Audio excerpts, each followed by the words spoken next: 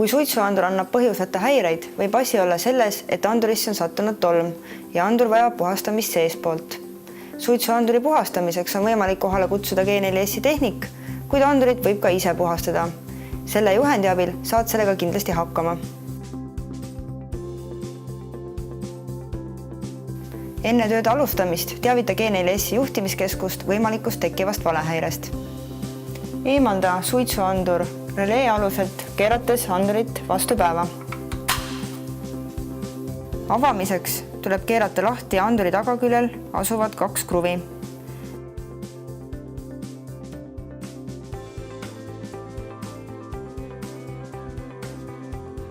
Eemalda anduri sisu valge korpuse seest.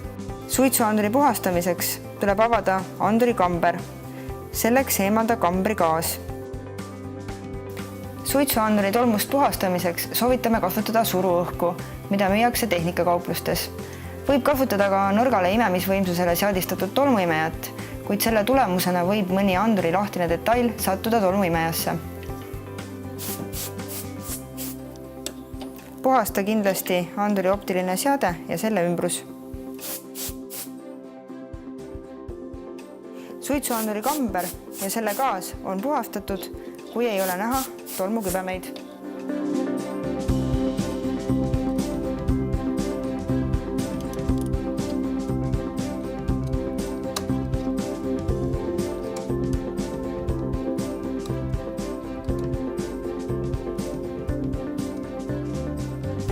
Anduri sulgemisel tuleb veenduda, et kõik eemaldatud detailid oleks õigesti tagasi pandud.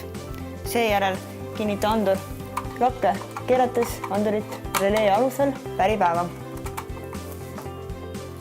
Pärast anduri lakke kinnitamist tuleb veenduda, kas suitsuanduri hakkasid vilkuma LED-indikaatorid. Seejärel kontrolli, kas objekti on võimalik valvesse panna. Tööde lõppemisest teavita G4S juhtimiskeskust. Tuletame meelde, et ainult hooldatud ja töökorras valvesüsteem tagab selle, et reaalse ohu korral valvesüsteem rakendub ja signaal jõuab õigeaegselt G4S juhtimiskeskusesse.